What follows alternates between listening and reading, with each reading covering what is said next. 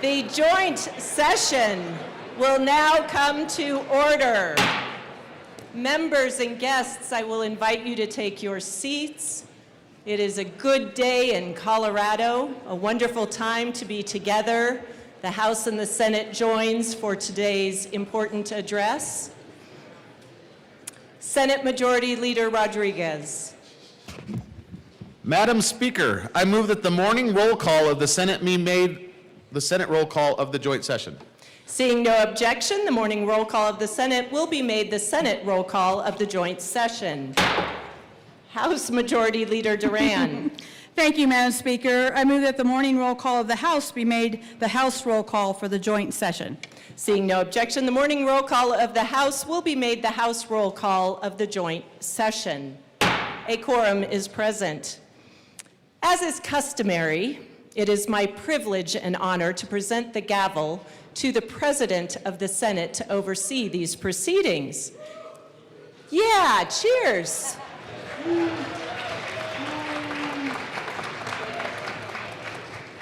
Our President governs with great heart, commitment, and dedication, not only to his chamber, to the people of his district, but the people of this state. It has been a true joy to serve alongside President Coleman. President Coleman, please take the gavel.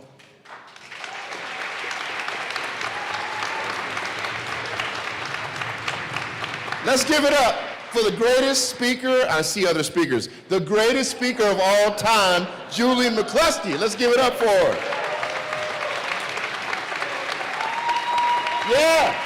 Yeah. If there are any former speakers in charge of anything in finance, please forgive me. We need all the support we can here in this legislature. Will the Joint Committee composed of Senators Roberts, Gonzalez, and Simpson, Representatives Martinez, Smith, and Bottoms, please escort the governor to the chamber. The joint session will be in recess while we await the governor.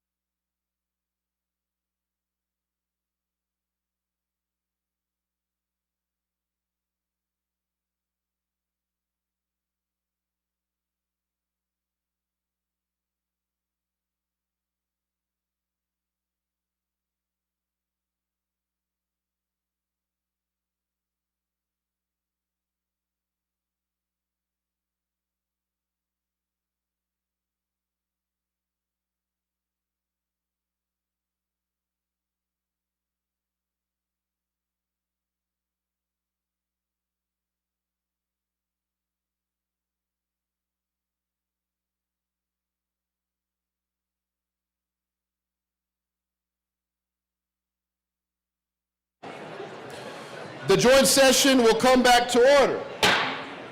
Chief Sergeant of the House Rosenthal. President, as Speaker, members and guests, please rise for the Governor of the great state of Colorado, the Honorable Jared Polis. Will the committee to escort the governor please proceed to the podium? It is my pleasure and honor to present to you the Honorable Jared Polis, Governor of the state of Colorado.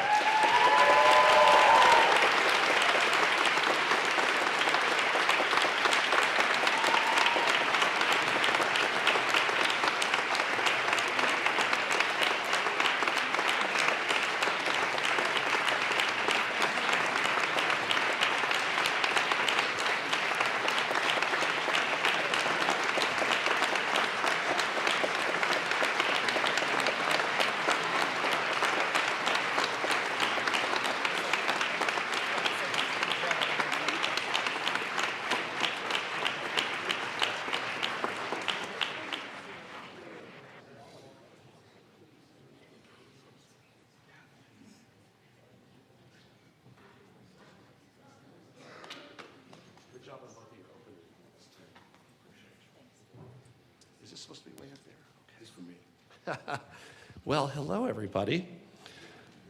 Lieutenant Governor Diane Primavera, thanks for being here.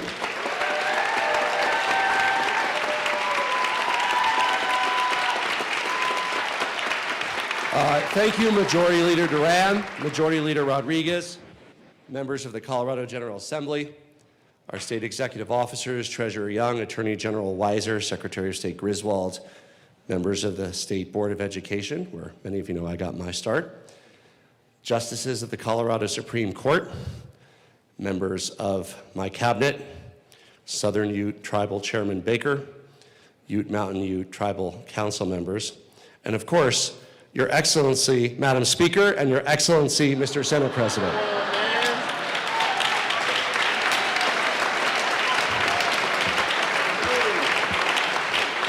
We also thank Minority Leader Caldwell and Simpson. Thank you for being here. And to all of you, welcome to my final State of the State address, which I need to do a selfie for. So let's get ready, everybody.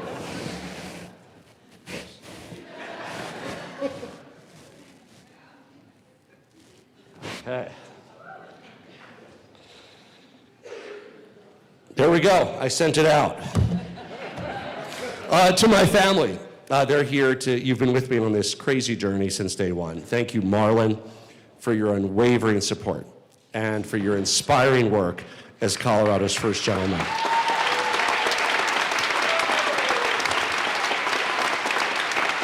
Especially your contributions to animal welfare, to recycling and composting, to voter participation, and to LGBTQ rights, and of course for being an incredible father to our children. And I know that you're relieved that we're nearing the end. We're almost there.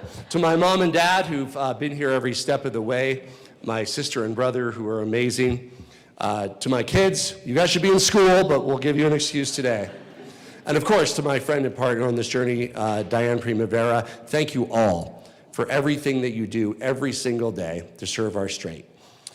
We appreciate for the General Assembly all the work you do with your strong moral compass, your passion, and your strength. And my family, members of the General Assembly, have been a great inspiration to my administration and, of course, helped us navigate so many difficult issues.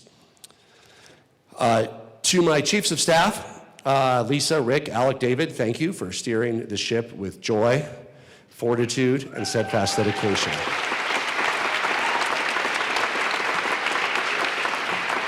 And to my senior staff, the governor's office team, our incredible team across the agencies and state government who've contributed to my administration, thank you.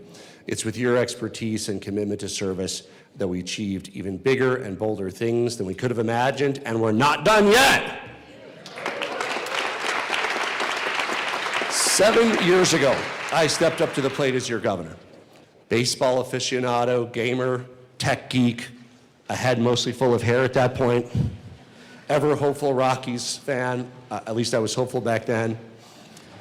At the time, I certainly couldn't have predicted all that we would face as a state, as a nation, as a world. Now, of course, there's all that we planned and worked for to put Colorado ahead of the curve. Shared achievements like delivering on the promise of free kindergarten and preschool, saving families thousands of dollars and giving our youngest a strong start. Building out low-cost clean energy for more Coloradans to save money on energy bills and protect our air and water while creating good-paying jobs. And making it easier and more affordable, even free in many cases, to get the skills needed to get a good job. Of course, our work breaking down barriers to housing for Coloradans at every budget level. And of course, getting rid of the budget stabilization factor and fully funding our schools.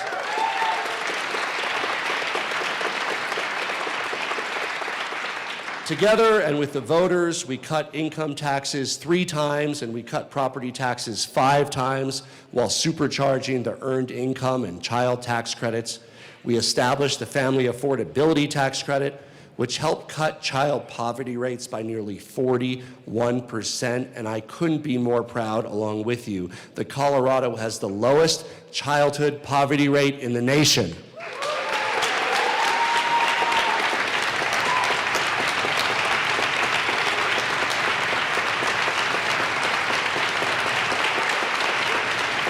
Together, we generated more than $470 million new funding a year for our roads and bridges and transit, with the vast majority going to roads and bridges.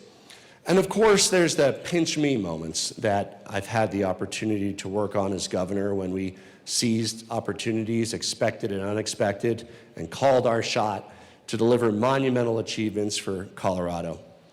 Becoming the new home of the world-renowned Sundance Film Festival. Keeping the Broncos in Denver, with collaborating with Mayor Johnston, and the revitalization of Burnham Yard.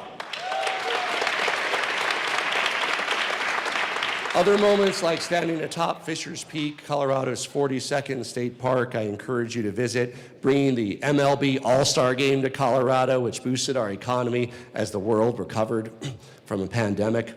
Of course, receiving Colorado's first COVID vaccine shipment, marking a historic and scientific achievement, and of course, a return to life lived together. Celebrating President Biden's designation of Camp Hale as a national monument, an effort that I helped begin more than 15 years ago during my time in Congress. And first pup Gia, who's here with us also today in Marlon's lap, accompanied me to that signing at Camp Hale.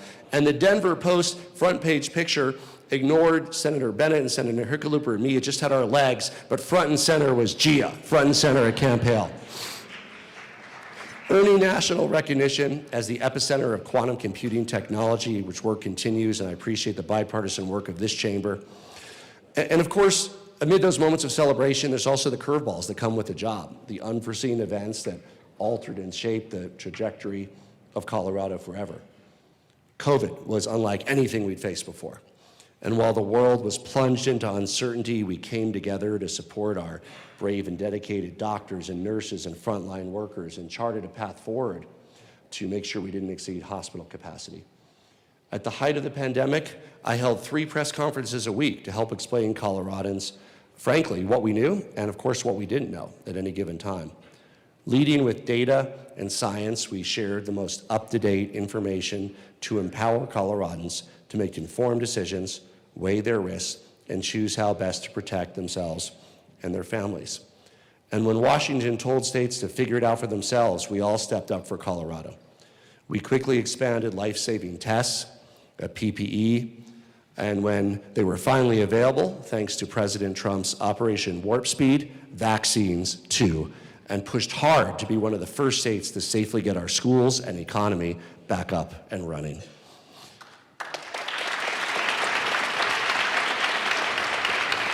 With the expertise of our Department of Public Health and Environment Director, Dr. Jill Ryan, who I believe is the only public health director in the country to still be serving after the pandemic and continue her amazing work. My Chief of Staff, Lisa Kaufman, at the time. Colorado led the way in wastewater testing and made it easier and quicker for Coloradans to get a COVID test, and I'm proud. We had among the quickest vaccine uptakes of any state and one of the 10 lowest death rates of any state.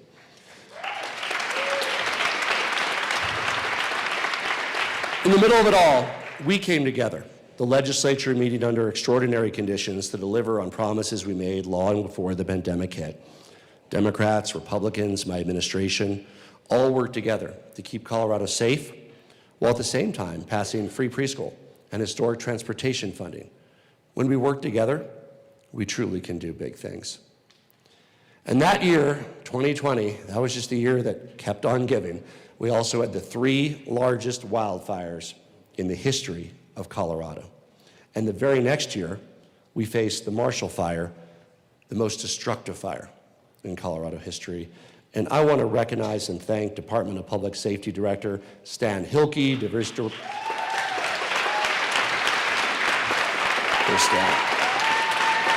Stan.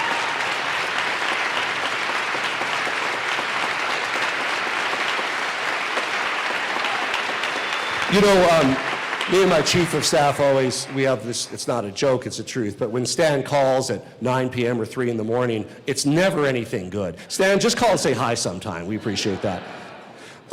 Stan's team, of course, the Director of Colorado Division of Fire Prevention and Control, Mike Morgan, Director of the Division of Homeland Security and Emergency Management, Kevin Klein, Chief of Colorado State Patrol, Mac Packard, Colorado's National Guard Adjutant General at the time, and now I called her out of retirement, our CPW Acting Director. Thank you, General Laura Clellan.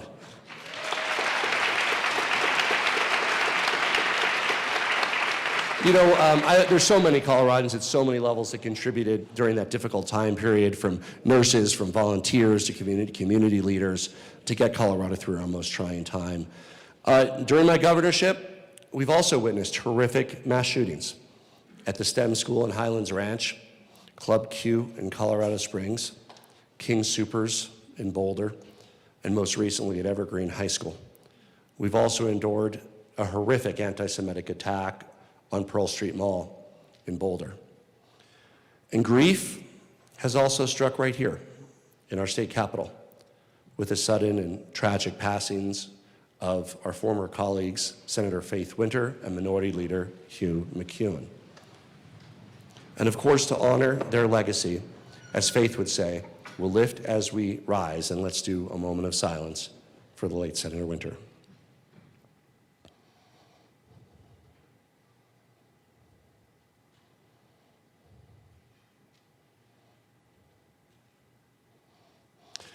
For all of us here, we're going to bat for Colorado's future, to leave our great state even better than we found it. You know, 7 years ago, there's skeptics out there, thought my bold goals were far-fetched.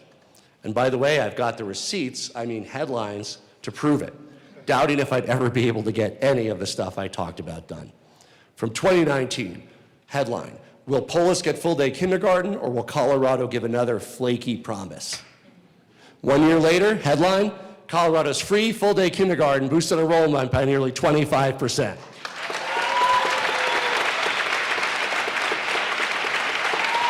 In my first year, the intrepid reporters at the Colorado Sun published a tracker of my campaign promises, and 9 News even wrote a song about it. Now, I really appreciate the press holding us accountable for my bold goals, although I did notice that they stopped keeping track because it's simply not as exciting when we keep delivering on our promises. But for me, it's always been about delivering real results, not headlines or what people are saying. To me, politics is very simple. You say what you're going to do, and then you do it. We posted a transparent dashboard to share month-by-month updates with Coloradans on our progress across state agencies, delivering wildly important goals, what we call WIGs internally. Once we even bought blue wigs for my cabinet. And we're bringing ease and convenience to government services with the launch of things like mobile DMV offerings, the My Colorado app, now used by nearly 2 million Coloradans. Hope you have it on your mobile device. And when it comes to turning my bold agenda into a better daily life for Coloradans, of course, we haven't always succeeded on our first try. But I've always stepped back up to the plate because that's what we do in Colorado. We're in this work to make life better, more affordable, safer for all of our fellow Coloradans. Meanwhile, over the past 12 months, it seems like Washington has often been in it to break it down, to make life harder and less affordable, to make Americans feel more fearful, more belligerent, and more vulnerable. As you know, in the last month alone, the Trump administration has threatened over $1 billion in funding for Colorado, and many actions are making life more expensive and more difficult across our state and across our nation. Mean cuts that have targeted short-term support for the most basic and essential needs for Colorado families and threatening child care support that Colorado families rely on. The president also recently denied 2 major disaster relief requests for the Lee and Elk fires and, of course, the devastating flooding in southwest Colorado, hurting our recovery efforts. Of course, he went on to veto a unanimously passed bill by Representative Boebert and Senator Bennett and Senator John Hickenlooper to finally complete the pipeline providing clean water to rural Colorado, a project that first was promised under President Kennedy, all while threatening to dismantle NCAR, a global leader in weather and global science and a crown jewel of America's scientific achievement. That's, of course, before you get to the devastating impacts that H.R. 1, big bad bill, big beautiful bill, whatever you call it, had in our state, which, as you know, and we talked about during the special session, cut our state budget, gutted it by over $1 billion, eliminating Coloradans' TABOR refunds and also slashing Medicaid and SNAP. All the while, tariff taxes on Colorado are driving up costs on everything from groceries to medicine. Trump's tariffs alone are expected to cost Coloradans an average of $1,700 for a single year. Tariffs, put simply, make it unaffordable to live. Since day one, we've worked together to save Coloradans money, to strengthen rather than destroy international trade, and to make our state the best place to start and grow a business. 4 years ago, you might recall, I stood here and sang, which I promise not to do this one, about finding 50 ways to save Coloradans money. And we actually went on to deliver over 100. And we're proud to be saving the average Colorado family of four over $600 a year on income and property taxes alone. Last year, Colorado taxpayers saved nearly $2.5 billion. But just as we came together during the special session to close corporate tax loopholes, I'm also hopeful that we can come together again to cut the income tax rate in Colorado.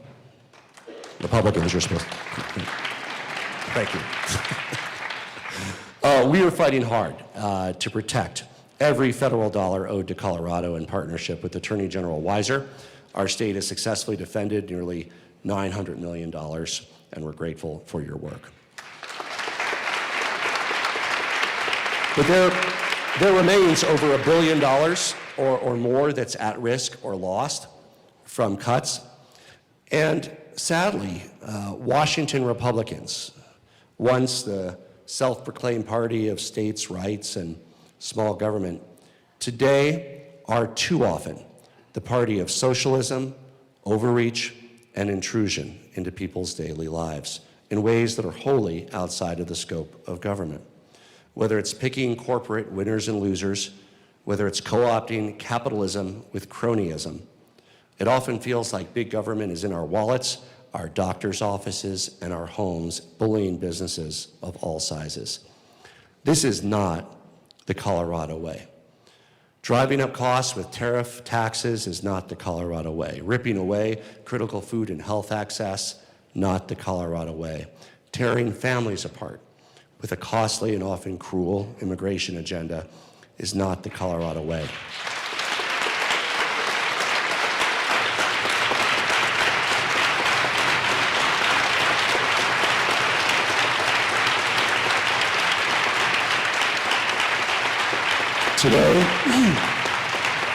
Today, nearly 75% of people that are being held in immigration detention centers have no criminal history.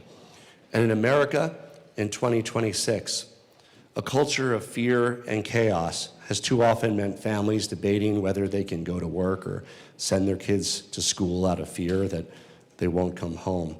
I want to remind folks of the words of the Statue of Liberty, beckoning those who come to breathe free, can often ring hollow against the cruel realities that we're facing today. This is simply not who we are.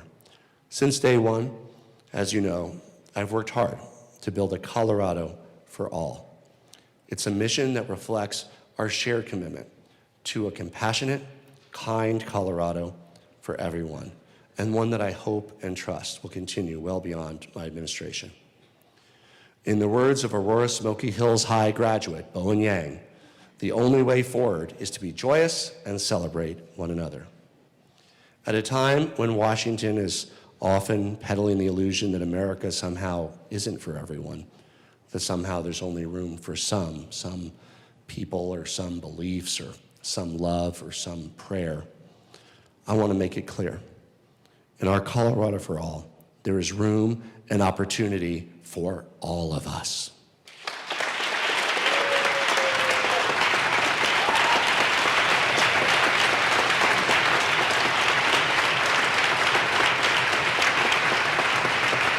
Here, we welcome immigrants and refugees who follow our laws and seek to build a better life, who strengthen our economy and enrich our communities under the shelter of our democracy. In our Colorado for All, an attack on one of us is an attack on all of us.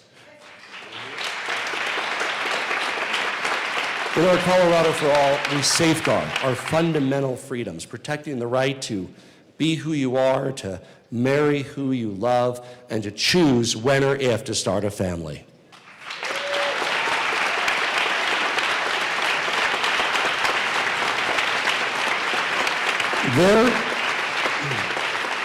There is space in our great big hexahena-enta-conta-chi heptagonal state, 697 sides, for all of us. We are a state of adventure seekers chasing mountain peaks. Years ago, my mom wrote a book, Come Into the Mountain, Dear Friends. We're a state of wide-eyed entrepreneurs, of artists, of devout Coloradans of faith, of poets, of vegans, of soccer moms and ultimate Frisbee dads, of hunters and of union workers, of farmers and of ranchers, and yes, of immigrants and refugees.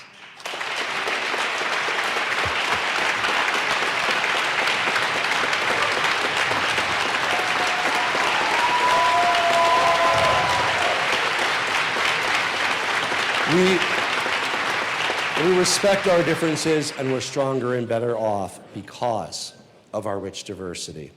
In our Colorado for All, hope and kindness are part of our DNA. The legacy of Jane Goodall, who had a special place in her heart for Colorado, lives on as we take inspiration from her words. Hope does not deny evil, but is a response to it. Hateful and divisive rhetoric often doesn't stop at words. We're seeing online vitriol spill over into horrific violence, including here on our own doorstep. You know, we refuse to sit idly by as a culture of targeting our fellow human beings festers in this country that we love. In words and in actions, we must reject the politics of division and the poison of blind hatred by doubling down on respect, kindness, compassion, and truly learn to disagree better. These are the values that also guide our solidarity with those around the world, fighting for freedom as we speak, in Iran, in Venezuela, in solidarity with the brave Ukrainian people in their continued fight against Russian aggression.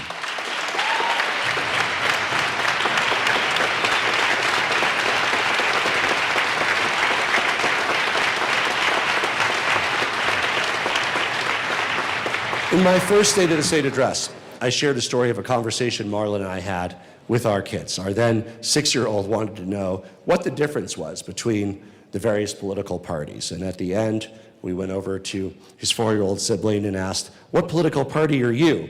And without missing a beat, she answered, "The Happy Birthday Party." You know, Colorado's kids are wise in ways that we could all use a little more of. This year, we'll celebrate our state's 150th birthday party, our country's 250th birthday party, and what a great opportunity to come together and honor these historic milestones, not as Democrats or Republicans, as liberals or moderates or conservatives, but as the Happy Birthday Party.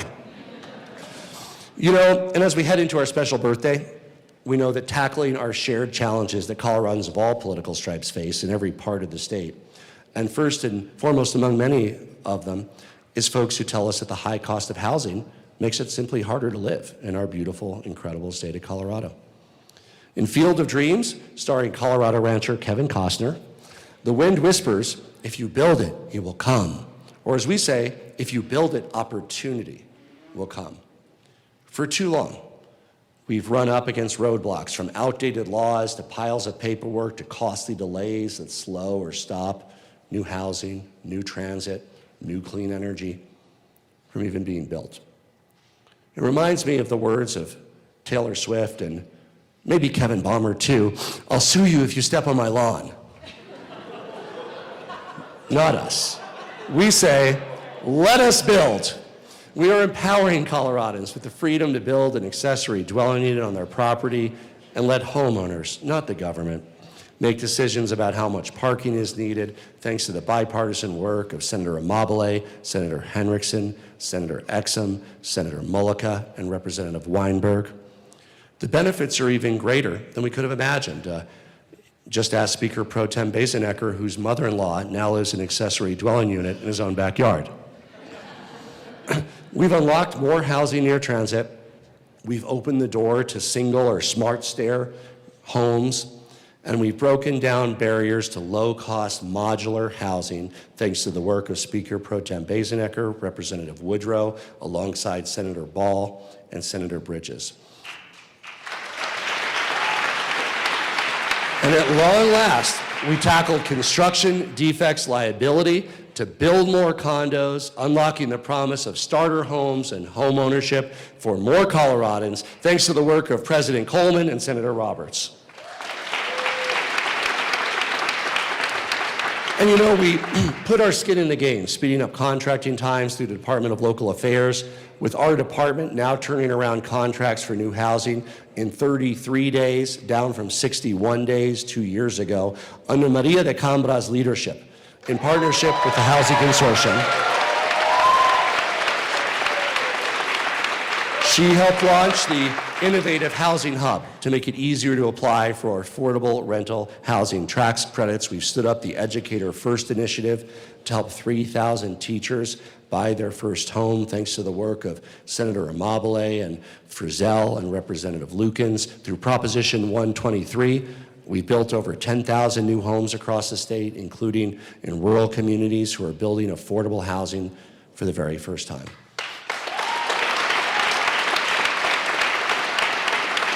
But we also know there's a lot more work to be done. As Colorado-born, Ji Young-yu, the voice of the iconic Zoe in K-pop Demon Hunter, said, "I do have one idea, actually 57, but let's start with my favorite." I share Zoe's enthusiasm when I think of the 57 or more ways we can unblock more housing at a lower cost. And this year, we want to help make sure the local governments have the resources they need to build and improve bus and train stations and to pair these investments with housing near transit. I want to thank Speaker McCluskey and Representative Woodrow, Senator Roberts, and Senator Exum for taking this important issue on.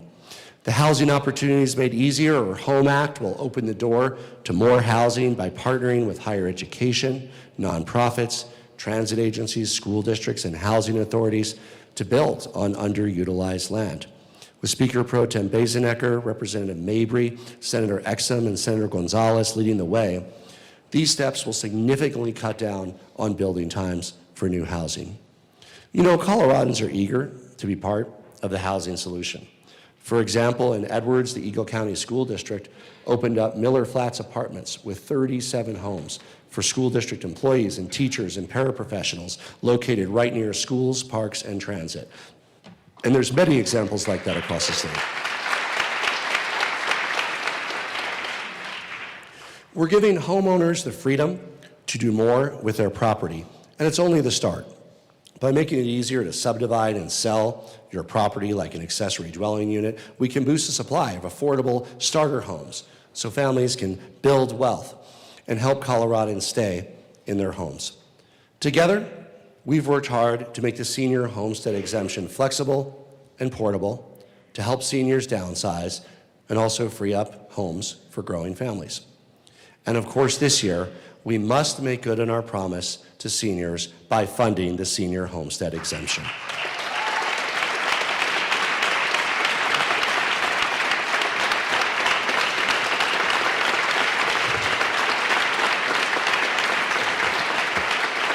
Doing so will require, as the Joint Budget Committee knows, finding $200 million in one-time funding for this year.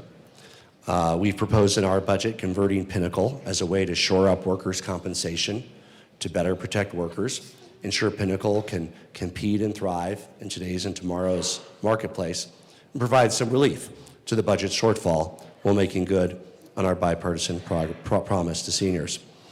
You know, once you have a home that you can afford with a monthly payment, keeping up with costs that come with it is often the next challenge, and that starts with the rising cost of homeowners insurance, which simply costs too much here in Colorado. This year, we must bring homeowners insurance rates down. Costs continue to skyrocket, up 91%, an average of $2,000 from 2019, and Coloradans and wildfire-prone areas are often having a hard time even finding insurance. That's largely a function, almost entirely a function, of hail damage and fire damage claims increasing. But there are tools at our fingertips that can and will help bring down homeowners' insurance rates for Coloradans. And of course, while we can't necessarily tackle the entire challenge overnight, it's long past time that we start with very practical, common sense steps like building more hail-resistant roofs, making them more affordable, and reducing fire risks. And by doing that, we can drive down claims and, of course, premiums as a function of claims. I want to thank Speaker McCluskey, Representative Brown, Senator Amabile, and Senator Snyder for taking on this important issue of rising homeowner insurance costs.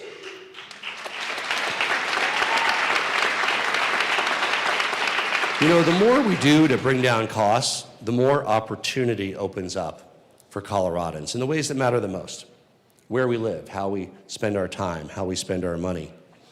5 months into my time as governor, some of you might recall, an 8.5 million pound boulder fell smack dab in the middle of Highway 145 just outside Dolores, leaving a huge trench and destroying much of the road. When I would learn that it would cost the state $200,000 more to get rid of the rock than to reroute the highway, I found another way. Now, I'm a rock tumbling enthusiast, much to Marlon's chagrin. For those who aren't familiar, check it out. But there was no way to tumble this particular rock, and so heeding the wise words of the Beatles, we let it be. This is the same common sense I've used to make it easier, safer, and more affordable to get around our state, whether you choose to do so by car, bike, foot, bus, or train.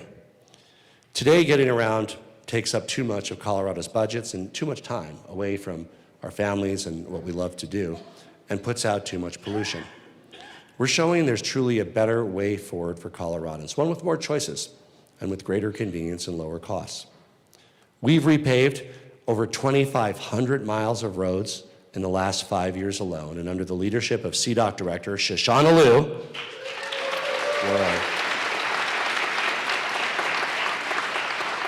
we've tackled long neglected projects, including Floyd Hill, to finally get drivers over Floyd Hill safely and quickly.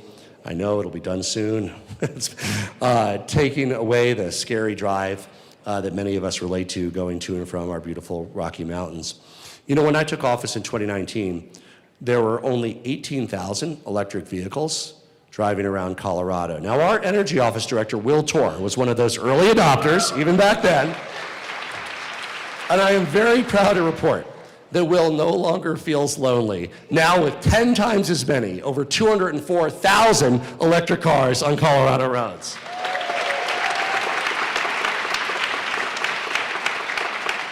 We are #1 nationally for percentage of electric vehicle sales, and by embracing these clean, quiet, fun-to-drive cars, we've cut emissions by almost 600,000 tons of carbon dioxide every year, and we continue to work on this. And folks, we got this done because of policy. Working with Senator Weissman, we want to continue to make it even more affordable to get an electric vehicle by directing savings to lower-cost electric vehicles. And of course, the lion's share of additional transportation funding we've secured has gone to roads and bridges, but we know that we can't just build our way out of the congestion that's robbing too many Coloradans of our precious free time and money. And that's why we've also supercharged state support for transit and getting around. We're blazing a trail on cost-efficient passenger rail, and we're doing it in record time with a new lease and access agreement to begin mountain passenger rail service through the Moffett Tunnel. We're turning the promise of daily, year-round service from Denver to Craig into a reality, with the first routes from Denver to Granby kicking off about a year from now.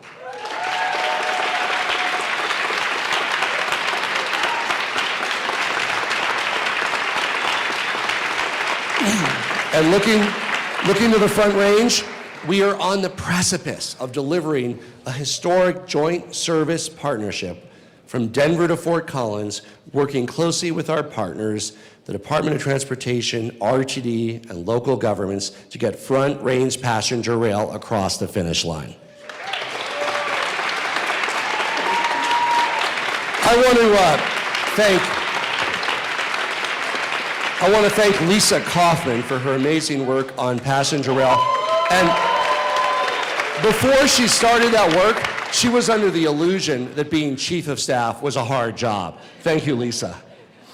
The success of bus staying and snow staying, Pegasus, Outrider, show that Coloradans have an enormous appetite for reliable, affordable bus transit options. In the last 5 years alone, bus staying ridership has increased 5-fold to serve nearly 2.3 million riders. That's 2.3 million cars off of our roads. Less traffic, less pollution. Bus staying now runs 20 routes with lower fares and exciting partnerships with iconic Colorado events like the X Games. And we're pursuing long-term sustainable funding so bus staying can continue to grow, providing even better service for more Coloradans now and in the future.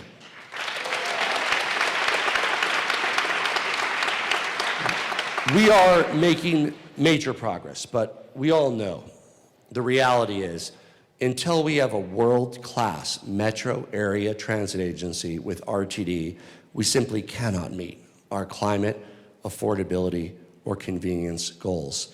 And this begins with governance changes, increased accountability and transparency, and a stronger partnership between the cities it serves and the transit agency. And I want to thank Senator Ball, Senator Judah, Representative Froelich, and the late Senator Winter, along with Maria Garcia Berry and the Accountability Committee, for putting together a thoughtful and effective approach for how we can truly realize a world-class transit agency for our population centers.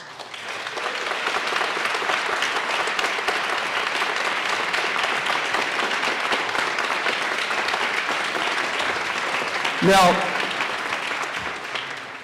letting our Broncos leave Denver would have been like getting an invite to Taylor Swift's wedding and saying no, which is to say, not an option.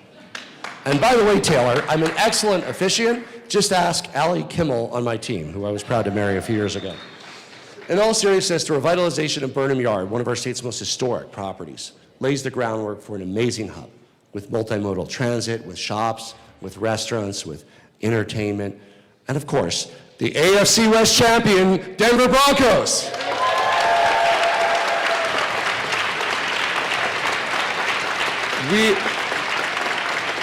We're going to beat the Bills this Saturday, and of course, fully expect for you to join us in hosting a Super Bowl parade this next February. You know, we're looking at every piece of the puzzle to make it safer and more affordable to get where you want to go. Today, high auto insurance rates, the 5th highest nationally, lead to far too many uninsured drivers, making our roads less safe and further driving up costs. That's why I launched our roadmap to reduce auto insurance premiums, an action plan to improve road safety and lower auto insurance costs. And by more than doubling the number of wildlife crossings statewide to more than 70, including the world's largest wildlife crossing in Greenland. No, not that Greenland, Greenland, Colorado. Leave the other Greenland alone. We are reducing wildlife collisions.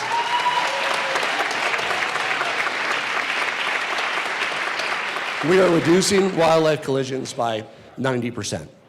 And we're putting the days of too much time spent in traffic, too much money to get around, and too much pollution in the rearview mirror, pushing past the way it is to achieve the way it can be.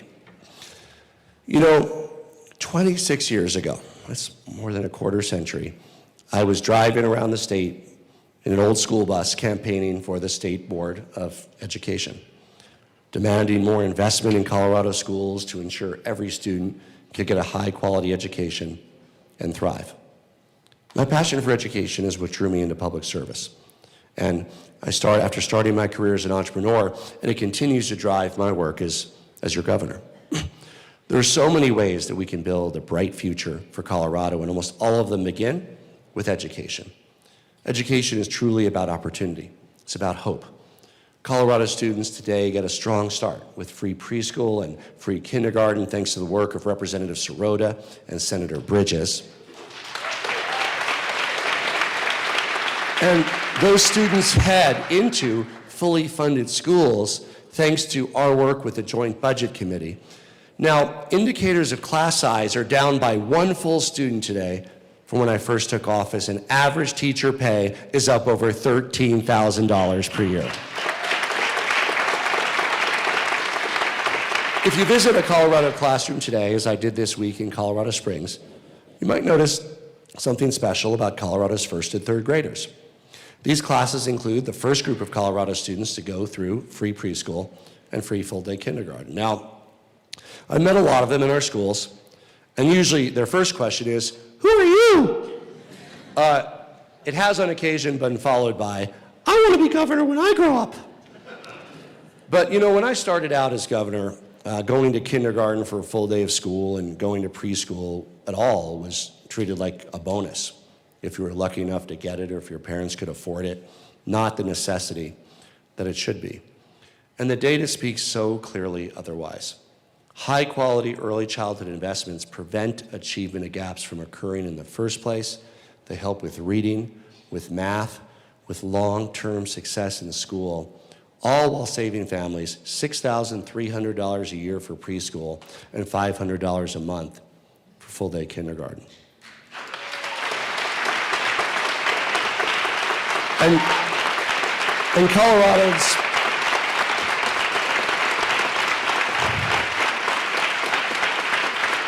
Coloradans were eager to raise their hands and sign up for preschool and kindergarten, catapulting Colorado from 27th nationally in preschool enrollment to 3rd in our very first year under the leadership of Dr. Lisa Roy.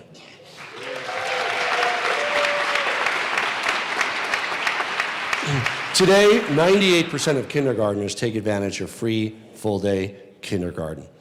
And we've dedicated historic funding to Colorado classrooms, increasing funding per student from just over $8,000 in 2019 to nearly $12,000 today. And with the leadership of Speaker McCluskey, Assistant Minority Leader Bacon, and the Joint Budget Committee, we've tackled the beast. The budget stabilization factor for more than a decade hamstrung our schools with too little funding, along with implementing the new School Finance Act. And at the same time, we've worked to protect school funding for the long term and the services Coloradans rely on from any kind of rainy day or recession. When I took office, the state's budget reserves were at 7.25%. Today, I'm proud that we're in the double digits with 13% in the bank. And of course, while our reserves took a minor dip after President Trump and Congress passed H.R. 1, we're on track to get our reserves up to 15% in the coming years. In Colorado, well, I'm glad that reserves get an applause. Is it just the JBC or all of us? I hope it is. In Colorado, we're doing our part to help our talented, hardworking educators do their best, helping to shape the next generation of learners, of leaders, of fathers and mothers. Each of us can remember a teacher, or likely several, who helped us become who we are today. And I want to thank all the teachers that are here today and across Colorado for your incredible contributions to our state now and in the future. Thank you, teachers.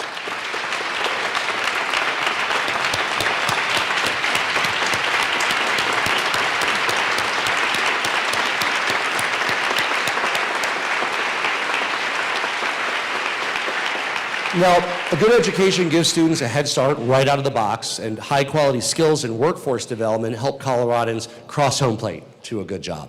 You know, last year, Colorado high school students enrolled in a record 146,000 courses through our community college system, earning college credit before graduating and saving over $71 million in tuition costs, as well as saving time. Today, we're joined by Mariah, a nursing student at CSU Pueblo, who, thanks to concurrent enrollment opportunities, Mariah earned 2 credentials and completed the first 3 years of her bachelor's degree while still in high school at Swallows Charter Academy in Pueblo.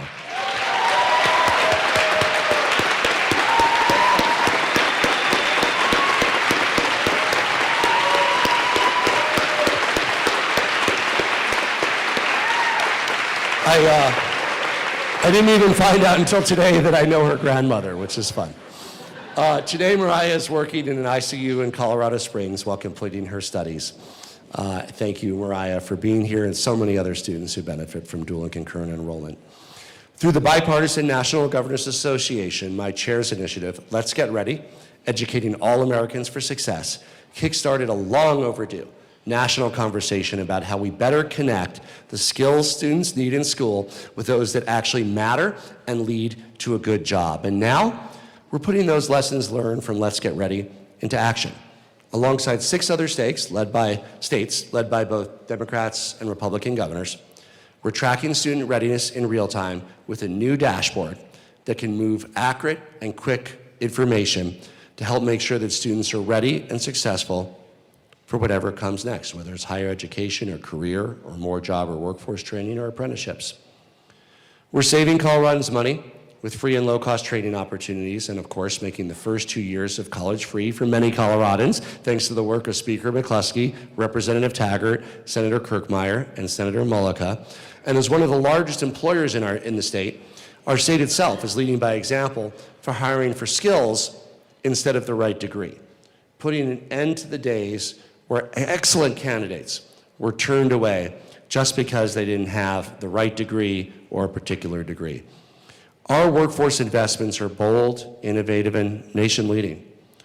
And while there's a lot to be proud of, I'm not going to talk the next 3 hours about it. Instead, I'm going to talk about the work we need to do ahead, because we know that people change jobs more frequently nowadays. And yet, our job training system just isn't working for every Coloradan. There's so many examples of excellence, but it's not universal. It's a maze of more than 20 divisions and offices and units across 7 state departments. The 110 programs for workforce training or readiness have different eligibility requirements, application, and different outcome measurements. And I will now name all 110 workforce programs. Honestly, if even I, as your governor, can't name all 110 workforce programs, how can we expect job seekers and those seeking skills to get ahead and figure out how to navigate this maze? Transformative results require bold action, and that's why we're calling for a unified department to serve as a one-stop shop for Coloradans for easy access, for high-quality skills and training and apprenticeships and education and better tracking of successful outcomes, thanks to the bipartisan effort led by Speaker McCluskey, Representative Taggart, Senator Bridges, and Senator Frizzell, which truly will help unlock opportunity and prosperity for more Coloradans.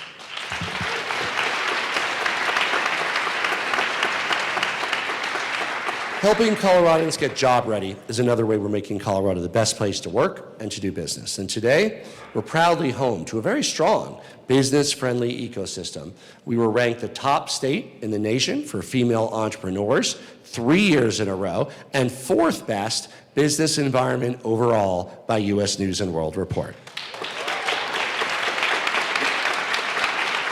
With Eve Lieberman at the helm of our Office of Economic Development and International Trade, companies continue to thrive here in Colorado. Companies that are reinventing a better future. Businesses like Boom Supersonic, a $1.5 billion company that started in a Denver basement and is now building supersonic passenger jets that can get us from Denver to London in just over 5 hours. You know, my own career is one that in its earliest days was shaped by the promise of emerging technology. At that time, Internet 1.0. When I launched an internet service provider from my college dorm room. This experience taught me a lot about how technology is a tool and must be used to maximize opportunity and innovation. Along those same lines, artificial intelligence has tremendous potential, but I assure you, did not write this speech. We must act thoughtfully to really embrace that amazing innovation while empowering and protecting consumers. Today, we're called upon to ensure Colorado remains a leading state for artificial intelligence, for consumers, for businesses of all sizes. And now is the time to get together in a way that drives innovation and, of course, protects our fellow Coloradans. In my time as governor, one of the greatest honors has been serving alongside the talented men and women who work for the state government, over 30,000. We're fortunate, and we're all fortunate as Colorado residents, to have passionate, dedicated Coloradans many of whom will outlast your service, outlast my service, taking on the most difficult challenges we face, bringing creativity and a commitment to their daily work every single day on behalf of us. Today, I'm honored to be joined by Fidela Jaques, one of our longest-serving state employees who will have served 50 years next month. Thank you.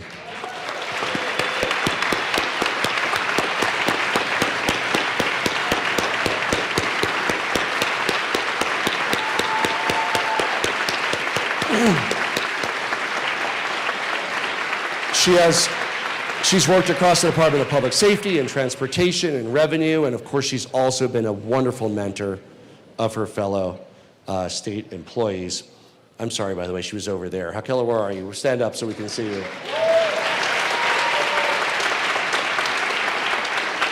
And thank you for mentoring and bringing, and I asked her, I said, are you anywhere near retirement? And she said, no way. Thank you for the impact that you're making. The members of this body and I have term limits, but we're very grateful that you don't, and you're able to continue to bring your experience to a new generation. You know, our efforts to support Colorado's hardworking and dedicated state employees is further strengthened by our work with Colorado Wins, led by Hillary Glasgow. I want to thank Hillary and her team, including President Diane Byrne, who's here with us today, for your passionate advocacy and work on behalf of our workforce, for our partnership throughout my administration and governorship with our state employees. You know, since day one, I've taken on special interest and tackled challenges that critics say could never be solved. And when it comes to healthcare, I would measure our accomplishments against any state in the nation, but it's very difficult to make real change.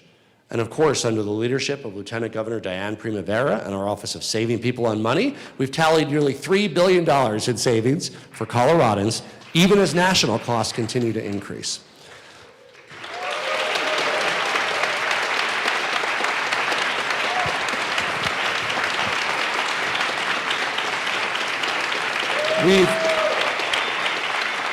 We've partnered with bipartisan legislators, including Patrick Neville and Pueblo's own Danea Escar, on our nation-leading hospital pricing transparency law.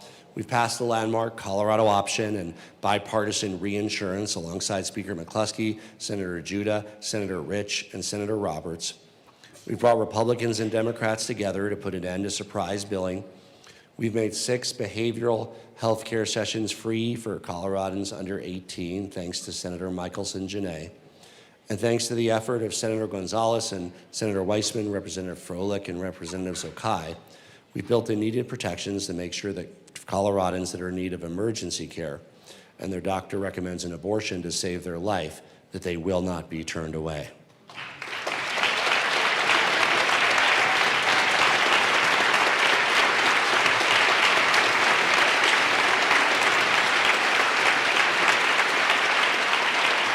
With the leadership of Division of Insurance Commissioner Mike Conway, we've created a first-in-the-nation group that's finally capping the cost of the most expensive drugs. And we strongly suspect that we're on the right track because we've already been sued twice by Big Pharma.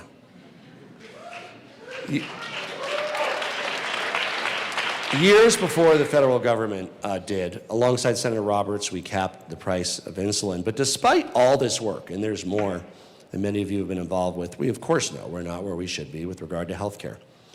High-powered and well-funded corporate interests have proven to be deeply entrenched in our politics. It's like the Avengers fighting Thanos.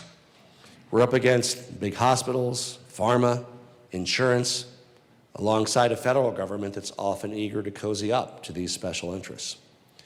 Colorado's application to import lower-cost prescription drugs from Canada, thanks to the leadership of Kim Bimsteffer and Senator Rodriguez, still languishes in Washington, first under President Biden and now under President Trump.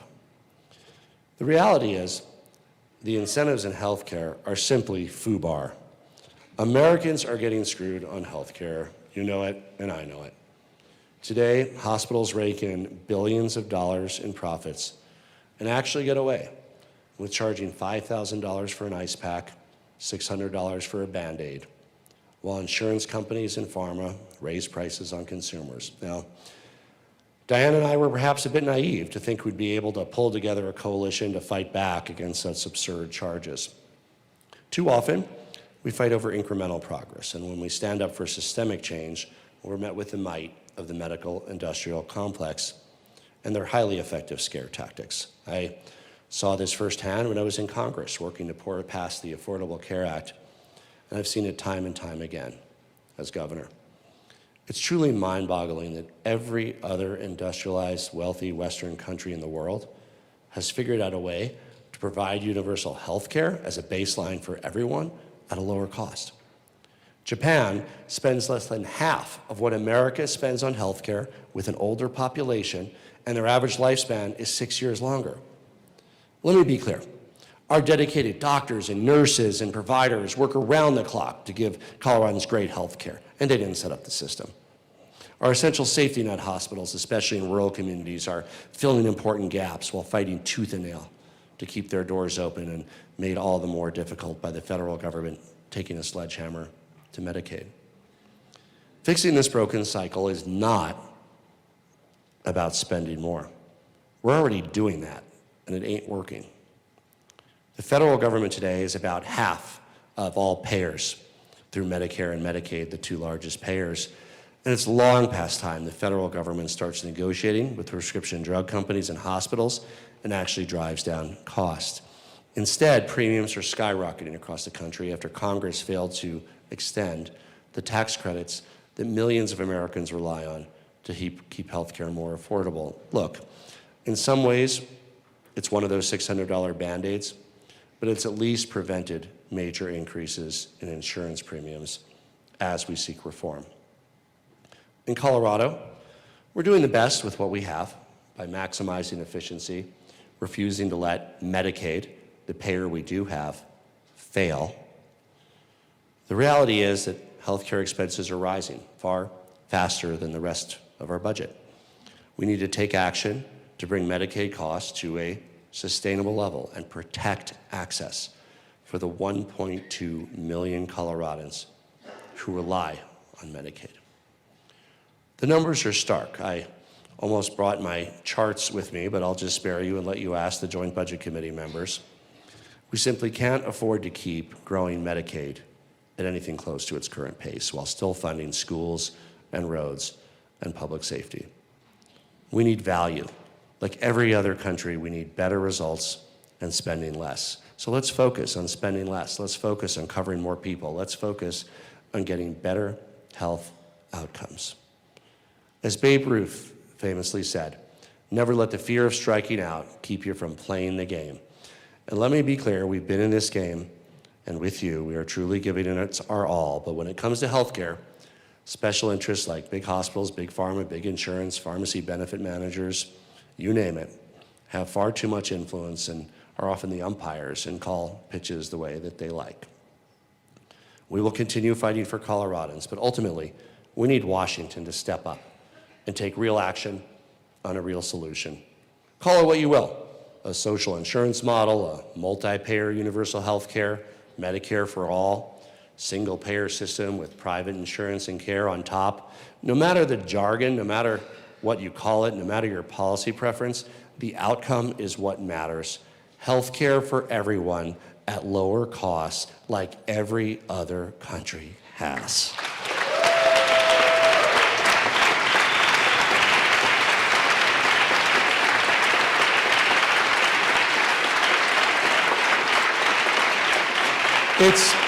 It's long past time that Washington got on the side of hardworking Americans and out of the pockets of special interests. But just like our health, our safety is absolutely critical to being able to live a good life. And when I set the bold goal to make Colorado one of the 10 safest states of the nation, we got right to work, taking data-driven, common-sense steps to prevent crime in the first place, better equip law enforcement, and crack down on crime. And we're seeing real progress. A new report from our Division of Criminal Justice shows that in the past year, violent crime is down over 13%, property crime is down 18%, which means 14,000 fewer victims of crime. Through targeted investment and increased penalties, we've achieved a 61% decrease in auto theft over the last 4 years. In a single year, we've seen a 95% decline in catalytic converter theft in Denver. Thanks to the support of voters, we're boosting state support for local law enforcement through Proposition 130, which I supported. This year, the first round of $15 million in funding will go to local law enforcement to boost recruitment, retention, and training.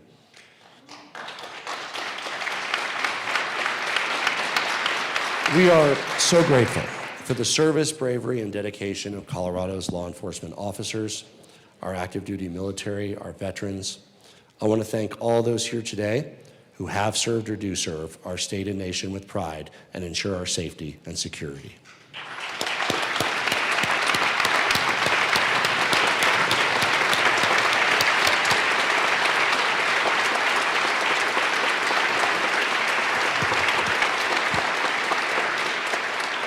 Keeping Coloradans safer includes better preparing for, preventing for, and responding to the year-round threat of wildfires. And I'm proud that we've worked to expand Colorado's arsenal of firefighting tools, including our state-owned helicopters like the Firehawk and multi-mission aircraft, fire engines, crews, contracted air tankers, to make sure that we can quickly and decisively act whenever and wherever a fire breaks out. Our National Guard service members have been on the front lines, on the ground and in the air, in the aftermath of Colorado's devastating fires and floods, always at the ready.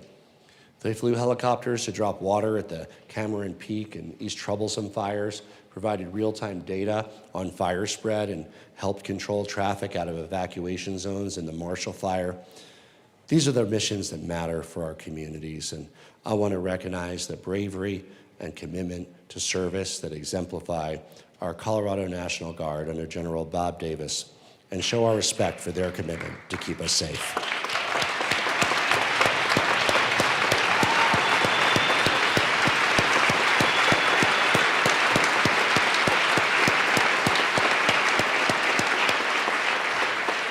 Looking ahead, there's more work to be done to make sure Coloradans can thrive in safe communities. And sadly, while the current administration of Washington leaves states in the lurch, canceling $29 million and threatening $19 million more in safety grants owed to Colorado, we are stepping up to do just that, where we can, filling the gap, refusing to leave our safety to chance or the whims of Washington. My balanced budget proposal includes support to monitor and protect Coloradans against the rising threats of political violence and extremism, along with support for emergency preparedness, response, and recovery to make sure that we're better prepared to act quickly if and when disaster strikes. Once again, this is work that we have normally counted on a strong federal partnership for, but now we know that Washington is threatening some of this very funding. Keeping Coloradans safe includes protecting the spaces we gather, learn, and pray. And today, over 73 nonprofits, including synagogues, mosques, and churches, have been able to make security upgrades with support from the nonprofit security grants. Our students deserve to learn free from fear, and our Office of School Safety has supported 239 improvements to boost safety and emergency response at 190 schools across Colorado. Together, under the leadership of Senator Sullivan and so many others, too many to name here, we've taken common sense steps to reduce gun violence while protecting our Second Amendment rights. The nation-leading red flag law has been enforced over 478 times to protect Coloradans and our communities.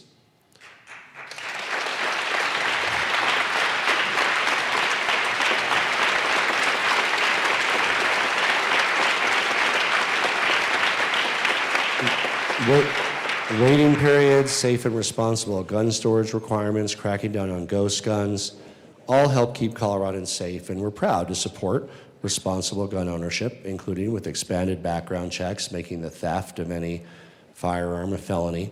We're protecting the rights of Coloradans to own the gun of their choice while implementing new training to make sure that those who purchase semi-automatic weapons are fully trained through the work that Colorado Parks and Wildlife is doing with your local sheriffs.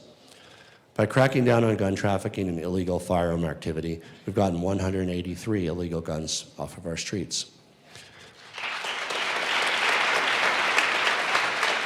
To truly keep Colorado safe, we must act urgently to address gaps in our system related to those who cannot stand trial but are charged with a crime, and make sure that anyone who poses a danger to themselves or others is not just released onto the streets.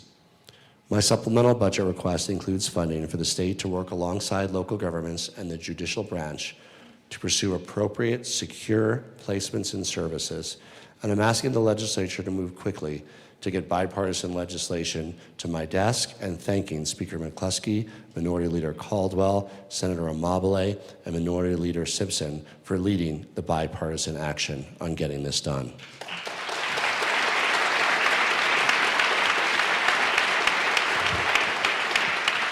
Delivering real results for Coloradans is as much about our values as it is about making life easier and more affordable. And together we're showing that it is possible to cut pollution, to lower costs, to spur innovation.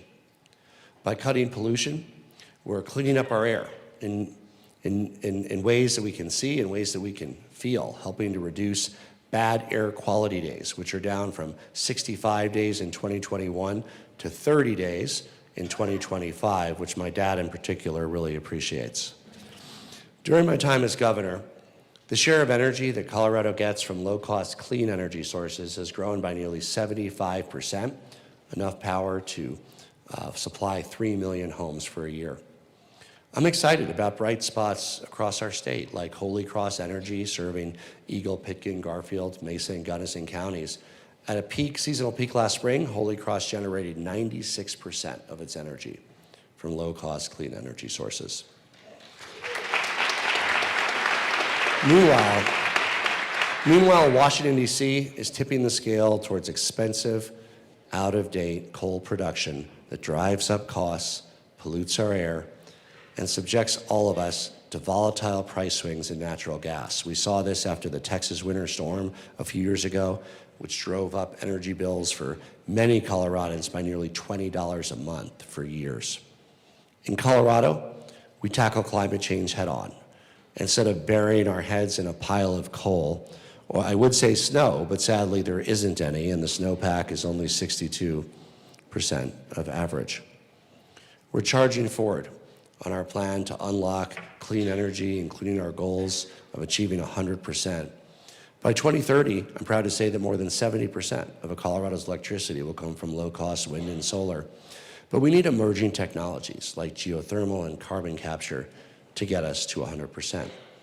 And that's why we're taking action alongside Representative Wilford, Senator Weissman, and Senator Amabile to maintain the important goal of 100% clean energy and building in the flexibility we need to adapt to realities of federal headwinds and protect consumers. Now is the time to support innovation, to build more of what's needed to power our homes and businesses, including power lines and clean power plants. Local government plays a key role in moving energy and transmission projects along, but there's room to grow to ensure that permitting across the state for needed energy is clear, fast, and consistent. Long before my time as governor, the oil and gas wars plagued our state. Colorado's patchwork regulatory environment had few meaningful standards. At best, Coloradans had to worry if oil and gas would be able to drill in their backyard or literally in their living room. For too many Coloradans, this worry became their reality. Even today, the devastating Enterprise pipeline gasoline spill still impacts the southern Indian tribe land, showing us the importance of safety. In my first year as governor, we passed the most robust regulatory framework for oil and gas in the country, moving drilling operations further from homes and schools. And we drilled down to ensure that energy oversight is held to the highest standards under the cutting-edge Energy and Carbon Management Commission, further supporting innovation in underground geothermal and carbon capture. I want to thank our ECMC Commissioner, Jeff Robbins, for being with us since day one dedicating his passion, his vision, and his expertise to this incredible work. Thank you, Jeff.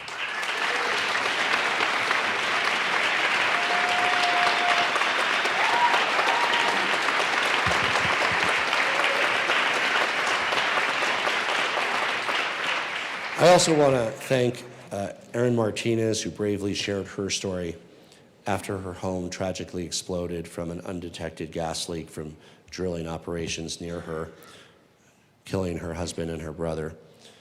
And of course, all those who worked to pave the way for a safer future for Colorado.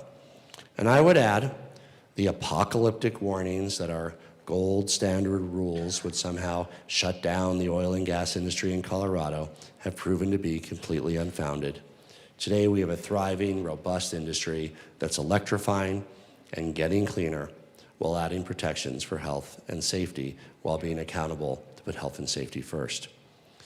We went on to bring responsible oil and gas companies and the environmental community together, preventing costly, divisive ballot measures, and creating a new funding stream that moves our state from 42nd in transit funding to 23rd. I want to thank for this work the late Senator Faith Winter, alongside Speaker McCluskey, Representative Velasco, Representative Wilford, Froelich, and Bacon, and Senator Cutter for their work on this. Time and time again,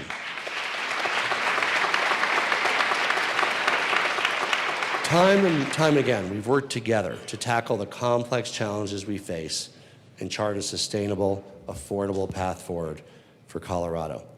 From securing our water future to protecting our wildlife and conserving our public lands, we're taking these lessons with us to prepare for and build resilience for a hotter, drier climate. Under the leadership of Department of Natural Resources Director Dan Gibbs,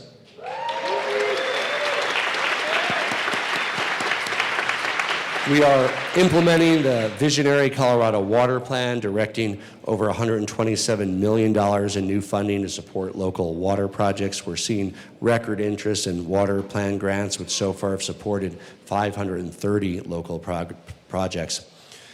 Agriculture is often on the front lines of the drought, and we are proud to be helping the next generation of producers get the tools and training needed to adapt to a changing climate, a changing water reality, from water plan grants to the transformative work led by Ag Commissioner Kate Greenberg, who isn't here because she just gave birth to her first child 3 days ago. We are working to help farmers and ranchers prepare for and build for success in the face of a hotter, drier climate. Looking to the Colorado River, under the leadership of Commissioner Becky Mitchell, we're working to find consensus while protecting the water for Colorado and the Upper Basin states. There is no state better positioned to lead the way to a sustainable future for our namesake river. In light of the pine beetle outbreak spreading across the Front Range and foothills, we're stepping up to reduce the most harmful impacts, fire risk, and protect our communities and forests, and of course, key water sources. We're also stepping up to support our pollinators, the workhorses of our ecosystems who are responsible for 1 in every 3 bites of food we eat. Together, we're building on our work to protect pollinators from threats faced, including from some pesticides, including working this year with Senator Kipp and Senator Wallace.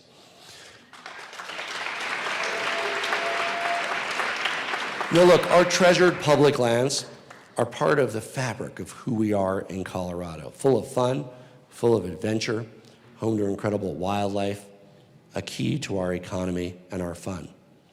Elevating enjoyment and care of our great outdoors go hand in hand, and we've expanded our state parks and wildlife areas by over 90,000 acres. We've advanced conservation for 270,000 federal acres like the Thompson Divide, and we've opened up access to over 1 million acres of state trust lands. We've created more than $120 million in new annual funding for the care and conservation of our public lands, including with the Keep Colorado Wild Pass that cut the price of state park passes by more than half to $29, growing lottery funding for Colorado's outdoors, the first of its kind outdoor strategy that sets the vision for the best care and use of our great outdoors, and of course, putting every dollar to its highest and best use.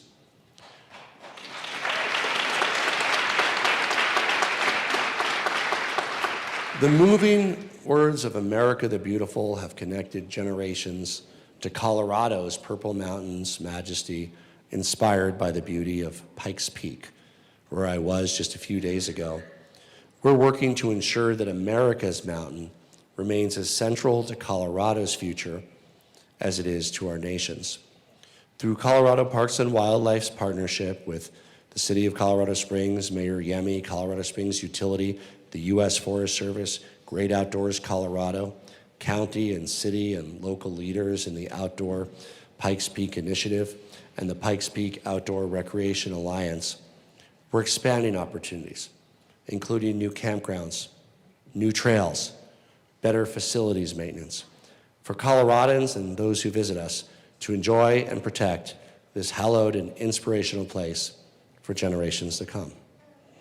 And as we look ahead to our state's 150th birthday, what better way to honor Colorado's proud history and build towards a bright future than by elevating the care, conservation, and enjoyment of our most iconic wild spaces. Our state's milestone year is also a milestone year for some of us, including me, who are embarking on our last year in this building, along with many of you. And I've truly enjoyed working with everyone here in this chamber, well, almost everyone, as well as those who came before. And I want to recognize all of the legislators whose terms have matched up with mine and will be entering their final session. Congratulations to my fellow members of the class of 2026.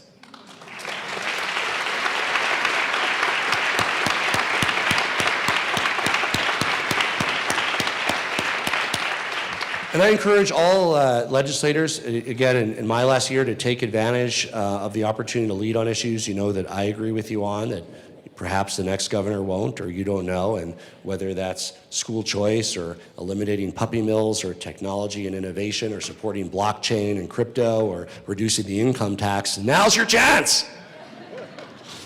And on issues you know I might disagree with you on, we might be able to work together to find an agreement, but much to my staff's chagrin, this year I ordered a special pen for that after poor Jeff Ridges couldn't even get a regular pen from David when I vetoed his bill a couple years ago.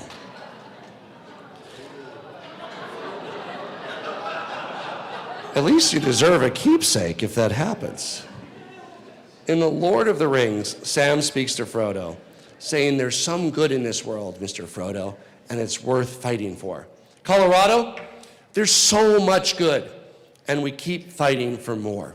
There's good that we've achieved, more homes for every budget, more ways to get around easier without sitting in traffic, more opportunities for students and learners at every stage, and the good that we know is still possible and we continue to fight for.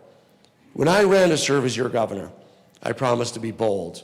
Heck, I made a lot of promises that together we've turned into reality for so many Coloradans. From free preschool, free full-day kindergarten, more housing, less pollution. We dream, we dare, we do. Now, I've been called many things. Colorado's education governor, marijuana governor, tech bro governor, gay governor, socialist, fascist, communist, capitalist, libertarian, whatever it is, I just keep putting in the work and let others decide the labels.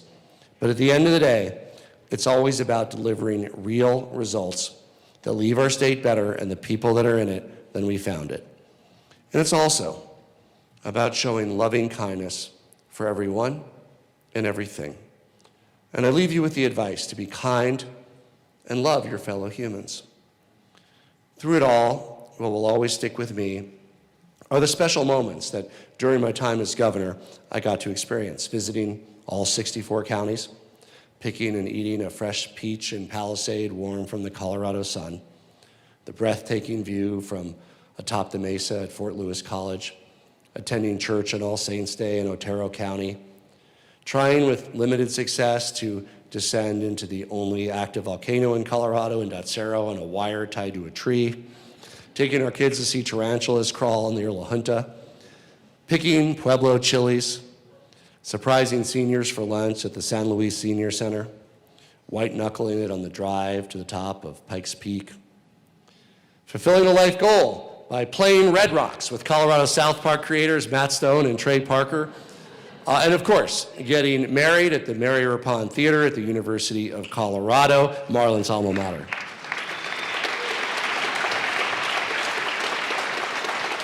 Moments like speaking at the first preschool graduation ceremony for the class of, they were a little bit more squirrely than you all during my speech, but it was also a little bit shorter. Reading to the first class of full-day kindergartners, and of course, the people of Colorado, of course, also my cabinet, including those who have been here since the beginning, and I've named many of them. You noticed I worked their names into the speech. I want to acknowledge and thank the others, including Joe Barella, Michelle Barnes, Patty Salazar, and Tony Girandini, who've been there since the start. Thank you.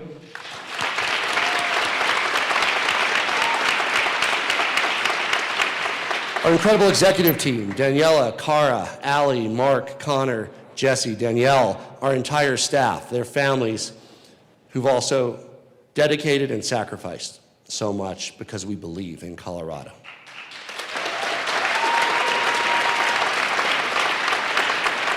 Our beautiful, spectacular Colorado is matched only by the heart, the ingenuity, the creativity, the love, and kindness of those who call our state home. 7 years ago, I joined you all in delivering my first State of the State address and shared what an honor it is to be your governor. In the time since, forces beyond us have shaped our reality in many ways. A once-in-a-century pandemic, widespread inflation, the biggest and most destructive fires in our state history, an unpredictable federal landscape, a massive wormhole connecting to the abyss with an upside-down version of Colorado, and our only hope, a group of Dungeons and Dragons playing teenagers. Maybe not that one. But despite it all, we faced our challenges head on, never lost sight of our values or what makes us who we are. We've stared down the abyss. We've destroyed our metaphorical Vecnas and delivered big, bold progress for Colorado while rolling a natural 20 on Landing Sundance, the All-Star Game, and the Quantum Accelerator.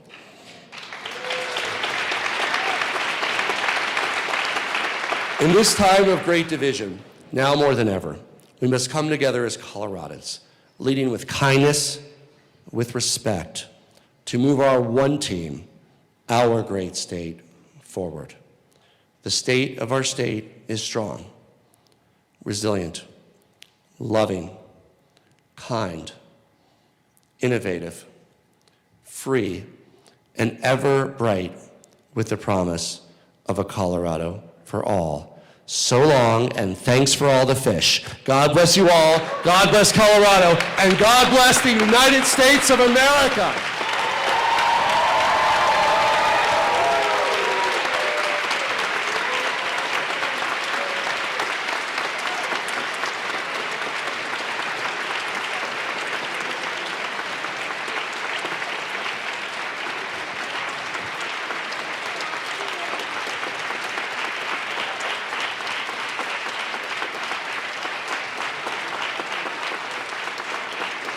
Thank you, Governor Polis. Will the committee please escort the governor to his chambers? Let's give him one more round of applause, y'all.